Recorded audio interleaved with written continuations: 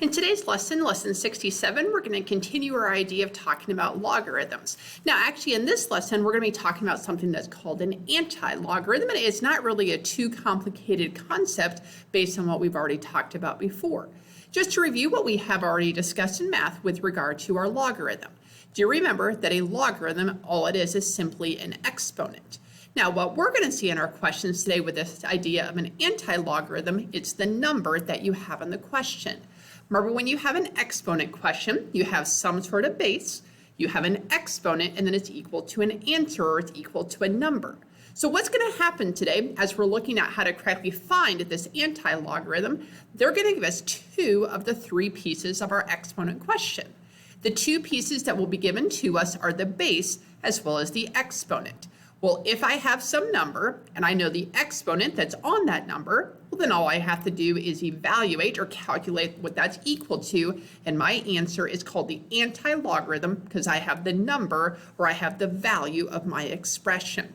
Let's go ahead and work through a couple examples together so you can see how these are done. Make sure you do have your calculator. These will want to be done right on there. So our first question, if the base is 2, find the antilogarithm of 4.63. Well, how do I correctly set up that question? Again, the antilogarithm is the answer for the exponent question. We have the base, and it says I'm doing the antilogarithm of 4.63. Well, that means the 4.63 is going to be the exponent that I have on this question. So I'm going to type 2 to the 4.63 power. If I type that question on my calculator, we're always going to round our answer to the nearest hundredth or 2 decimal places, and I came up with 24.76. Let's go ahead and work through some more questions together. Again, all that we have the base, we have the exponent. Our job is to figure out the number or to figure out the antilogarithm in our question. And we're using our calculator. It said we're going to find the antilogarithm of 4.63 if the base is 10. Again, what am I given? I have the base and I have the exponent. If those are the two things that I have, then I'm going to be able to find the number. I can find the answer or the antilogarithm of the question. So the problem tells me the base is 10. So I have 10 to some power. What is the power in our question of 4.63? If I type that question on my calculator, again, correctly rounding it, I came up with 42,657.95. Now, let me just mention something about this question. Your calculator should have a button that already has a base 10. Mine is located near the log button, the one that says LOG. Yours possibly might be under your math key, but that's something that you can use. Of course, you could just type your 10 and then hit your exponent key to do the 4.63 as well. Our next problem. What is the value of e to 5 decimal places? Well, what is the base that we have in this question? The letter e.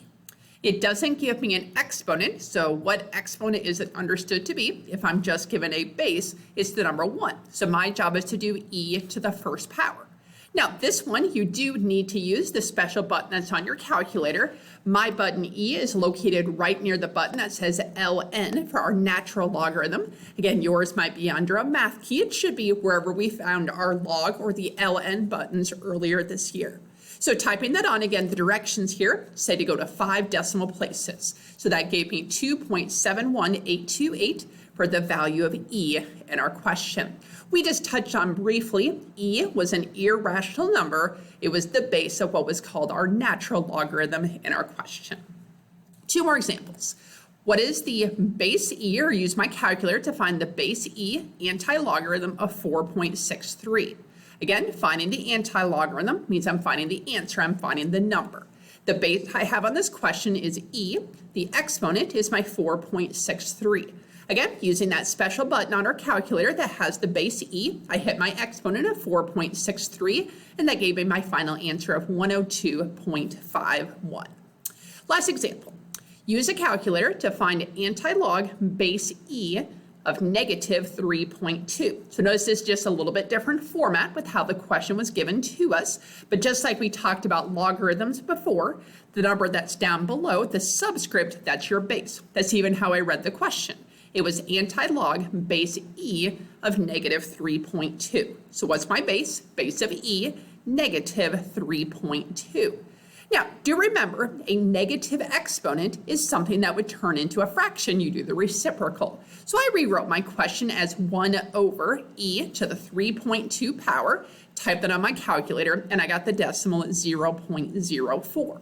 Now, you do not have to turn it into that fraction. You could actually just type the original problem on your calculator, the e to the negative 3.2, and that would give you the final answer as well. I just wanted you to recognize you have a number that's below the number 1 because technically you have a fraction because of the negative exponent in your problem. So the key of today's lesson, an antilogarithm is a number. That just simply means it's the answer to your question. You have to be given the base, you have to be given the exponent, you type them on your calculator, and that gives you your final answer. So I think you'll do well on this homework that you have from lesson 67. Of course, let me know if you do have any questions.